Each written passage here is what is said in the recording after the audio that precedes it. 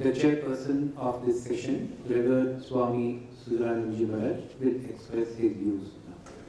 Namaste Yotirajaya Vivekananda Suraye Sachi Sukha Sarupaya Swamine Tapuhani. Respected Swami Dipananda Ji, respected Swami Jayananda Ji, my very, very dear Swami Supanananda Ji, who is the head of this esteemed institute, dignitaries sitting on the dais right now present, very esteemed Professor Radharaman Chakraborty, Sri Shakti Prasad Mishra, Srimati Tadasha Mishra, Tattvakandar Mishra Ji, Dr. Sudhi Basu, Professor Sabhasati Bhattacharya,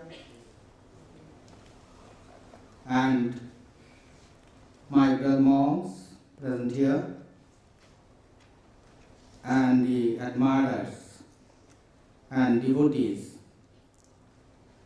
of Swami Vivekananda. Mataji is present here. As you have been given to understand that I have to deliver the presidential address, I am reminded of a Shavian humor when I was asked to deliver my presidential address. It was the birthday of Einstein, and Bernard Shaw was invited amongst host of others. Now, as you can very well guess, that among the dignitaries present, Shaw was the central figure. And as was the practice those days, in a banquet ceremony, the most honorable man has to preside, and then again, the ceremony, the banquet, is preceded by a ceremonial presidential lecture.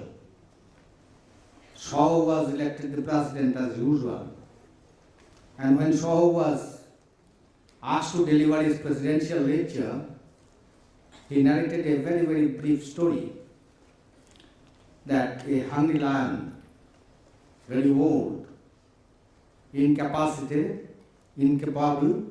of going outside, living in the cave. It was a Sunday, a rabbit was passing by. The lion caught the rabbit, and then the lion told the rabbit, "Look, you know I am very hungry and I am very old, unable to go outside for praying. And now that I have got you within my reach, you can very well understand your predicament. You will be one of the items of my menu today." Rabbit, as you know, is very cunning, very clever. It could very well understand that there is no point in fighting with the lion.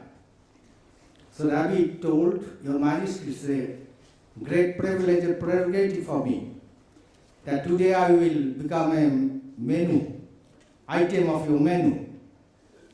But as you know, Your Majesty, that there is a custom, even for the worst offender, an opportunity to express his last desire is given. So won't you give me the privilege of expressing my last desire before you eat me up?" Lion is generous, as you know. Lion told, "Yes, most welcome. What's your last desire?" He told, "You must deliver a presidential address before you eat me up."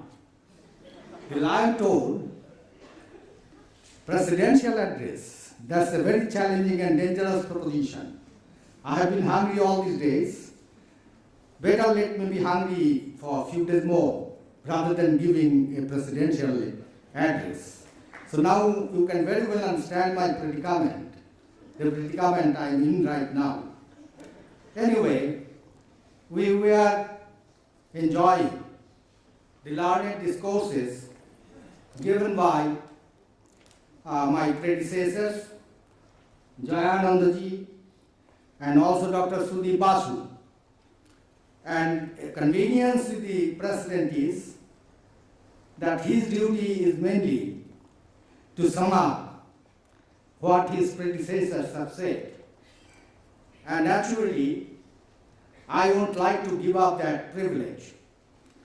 As far as Swami Jayanandaji is concerned, if I am not wrong, he said, to sum up, religious leaders, political leaders, statesmen, and fathers of the society speak of nationalism as a mere lip service, not from the heart. Here comes the relevance of Swamiji, who spoke from the core of his heart, not superficially. The Britishers denigrated the Indian culture. Sri Ramakrishna gave a clarion call, Tora ke kothai achish ai. Swamiji said, taking a cue from Ramakrishna, that God permeates everywhere, but He is best manifested in man. So to serve God in man is the highest form of worship. Swamiji further said, freedom is the song of my soul. He saw India degenerated into a moving crematorium. But he said, let the dead bury the dead. As such, he said, arise, awake. He urged upon people to dedicate themselves to the uplift of the nation. And to sum up, Dr. Sudhi Basu said, the concept of integration can develop only when we know the people, the nation. Vivekananda's India and India that we live in is certainly altogether different, although the psyche has not changed much. Sri Ramakrishna said, Manetei Baddha, Manetei Mukta. Real integration takes place at the psychological level. What is the secret of integration then? It's spirituality.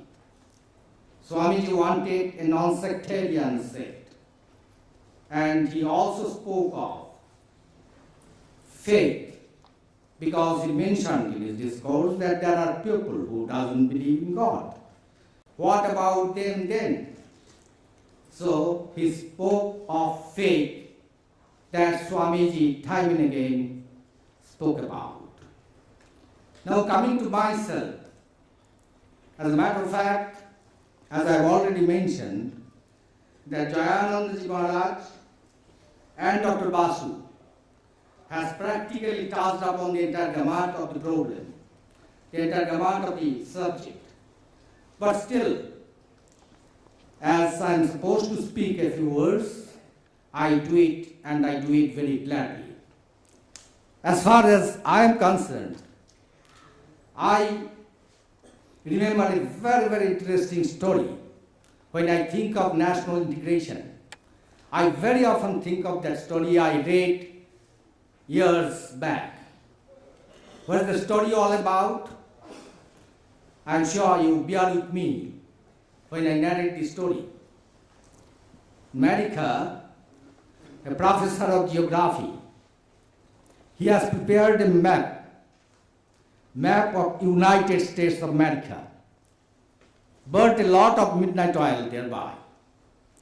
Following day, he completed the map, kept it on the table, went for a wash, and after coming, he was severely shocked, terribly shocked. Why? He had a 5-year-old child, and now he saw to his despair that that child has torn the entire map into pieces, so much so it's absolutely beyond repair. The professor was so shocked. He was to demonstrate that map in the class that day. There is hardly any time for him to again prepare the map. What to do? He expressed his annoyance, extreme annoyance, that old boy, that small boy, 5-year-old boy, he could understand that he has torn the map into pieces, has run his father in extreme rough weather. Then the professor went for a wash. After a few minutes he came back and he was again surprised, extremely surprised. The map is back on the table. He told, "How is it, my child? You tore it into pieces and it was beyond repair. And how is it that you again have joined it and put it on my table, almost as it was?" The boy told, "Daddy, behind the map, on the reverse page of the map, the representative man representing each state was imprinted. I knew the man who belongs to which state. And seeing those people, the features of those people, I again jointed the map. And map is what it is, as you see." So this is what precisely Swamiji wanted us to do. Swamiji didn't speak of geographical integration merely.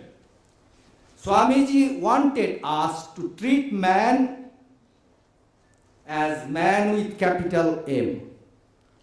Swamiji wanted us to integrate man, woman with woman.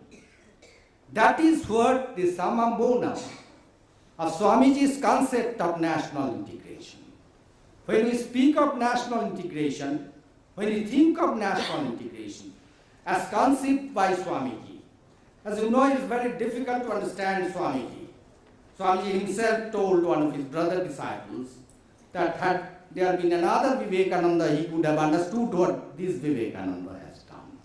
And naturally we are no another Vivekananda. And as such, it is very, very difficult for us to understand what really Vivekananda wanted, what really Vivekananda meant, what really Vivekananda was. But still, being dwarfed, we venture out to catch the moon. We do it. Every one of us wants to do it. Which is why I think, to my humble mind, if we want to understand the backdrop and the basis of Swamiji's idea of national integration, we have to remember the 6 pillars on which Swamiji's philosophy stands. What are those 6 pillars? Goes without mention. The number 1 pillar is divinity of soul. Today when we open the newspaper, what do we find? There are 2 words. Practically, we do not miss these 2 words any day when we open the newspaper. One is secularism, another is communalism. Now, Swamiji has given the definition of secularism. It's true. Politically speaking, secularism is the only means to integrate people, promote national integration. There is no two opinion about it. And during last 5,000 years of Indian history, if a single individual has given a right scientific definition to this particular word, a connotation which hitherto was not given by anybody else earlier, was Swami Vivekananda and Swami Vivekananda alone. And what did he say? He said, each soul is potentially divine. Whether you are Ram, you are Rahim, you are Joseph, doesn't matter. You are essentially divine. Divinity is there inside you. That is what makes us a better society, a society integrated not only physically, not only geographically, otherwise also. Today in the newspaper, what was the most important news item?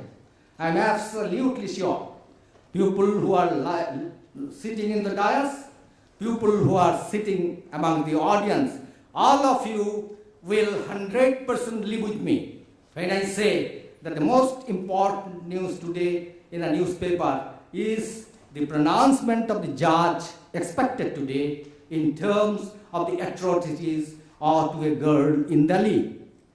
Am I right?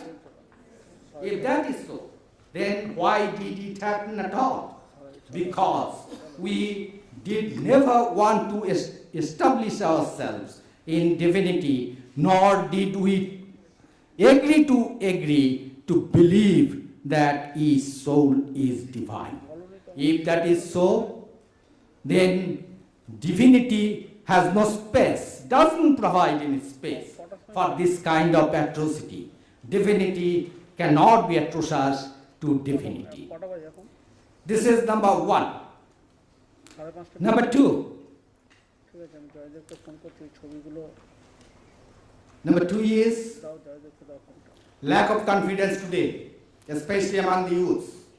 Lot of youths, boys and girls both, do come to us. Dipananda ji is here. He is in touch with broad spectrum of the society. He knows better than me. Hello. And one common question: lack of confidence, lack of direction. Why? Because we have forgotten that we are divine. Swamiji narrates a beautiful story. I am sure many of you must have read it. It's a very commonplace story, though. Lion and the goat. A lioness gave birth to a small cat, died therein. The calf was in the company of the goats, and it learned eating grass. It also learned gloating like the goats. One day, a big lion was coming. Seeing that big lion, all the goats started running away. And this lion, the small lion, he also started running along with the goats. Now this lion started thinking that I am the king of the animals, and I can kill any one of them. In fear of their life, they were running. In fear of death, they were trying to get away from me. Very natural. There is absolutely no surprise in it. But then why this lion running away from me? I and he are same. Then the lion ran at top speed, caught up with that small lion, got him, and told, brother, you and me are same, but still you are trying to get away from me. Why? The lion was not ready to accept that proposition. And then ultimately that senior lion, he took the junior lion to a pond where the water was tranquil, surface was still, everything was so clear, one can see his own face. Then the senior lion told, look at my face and look at yours. Is there any difference? No. In physical features, is there any difference? No. Then why do you think that you are different from me?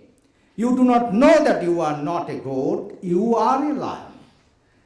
Like this, Swamiji tells us, we are divinity ourselves, but we do not know it.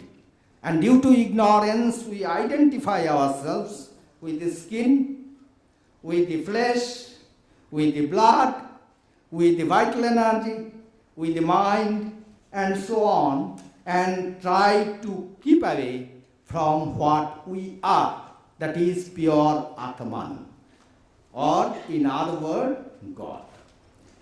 This is why I think we are not integrated. We are different from each other. Number two, unity of Godhead. Unity of Godhead, there is only one God. Sri Ramakrishna has beautifully said it. Jato mat, tato pat. There are many paths to reach God. Paths are different, but the destination is same. Ekang sat vipra bahudha vadanti. Existence is one. The sages call it by various names. I remember a funny incident that took place in Kremlin. Brezhnev was sitting in the first row.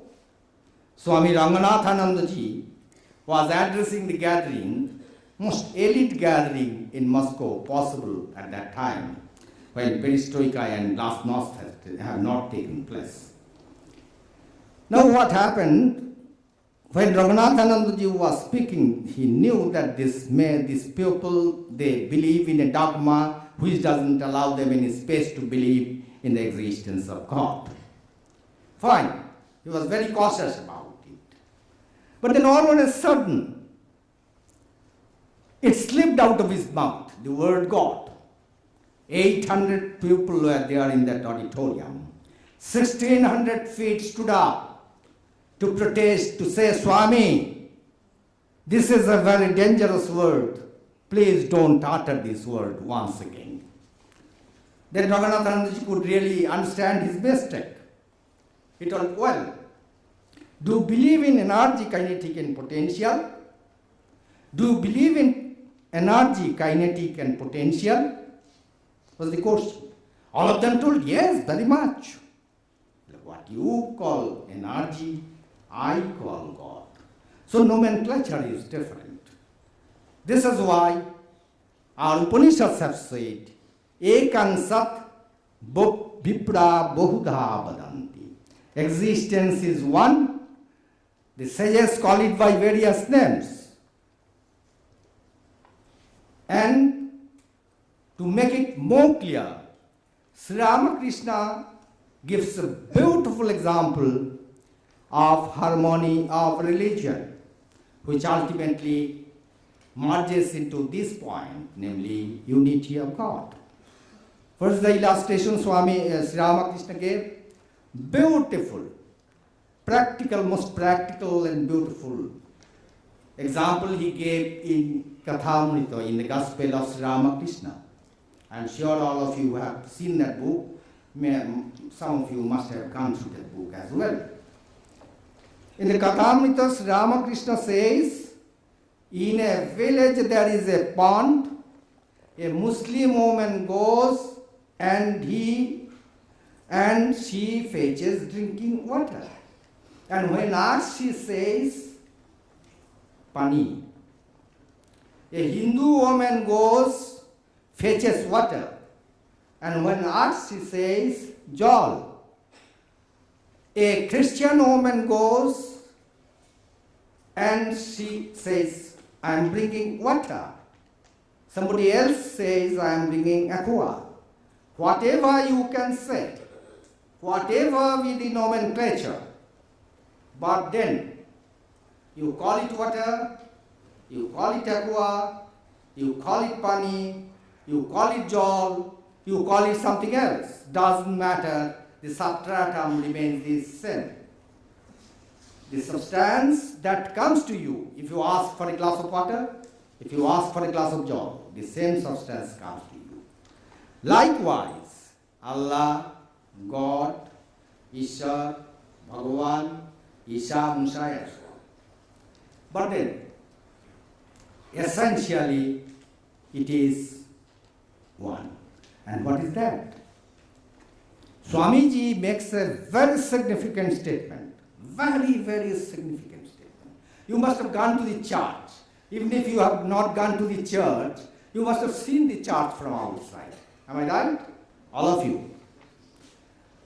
You must have also noticed that in front of every church there is a cross. And cross it, and you become Jesus. This is the idea. And you cross it, and you are Jesus. Swamiji says the same thing in a different language, in different words. What does he say? The other name of my God is selflessness. The other name of my God is unselfishness. And Sri Ramakrishna says, where the rascal I will go. Shankaracharya says, the rascal is ahamidam mamaidam iti. The rascal is I and mine. These are the two words in the world, in the dictionary, in the lexicon, that you find that gives you trouble. International, national, social, family, individual, at all levels. Now, how to get rid of it? Sri Ramakrishna hitherto has told a beautiful thing. It has never been told anywhere else in the annals of religious history. A very original thing. Sri Ramakrishna says, where the rascal I will go. For the rascal I, there a space is necessary. He says, I will be there. I cannot be obliterated altogether. But then, this I has to be sublimated. The animality will go, and divinity will step in. It's a sojourn, it's a journey. From animalistic level, we get elevated to humanistic level, further to get elevated to divine level of divinity. That's why Swamiji says, divinity is within you. The goal is to manifest the divinity within. The goal of life is to manifest the divinity within.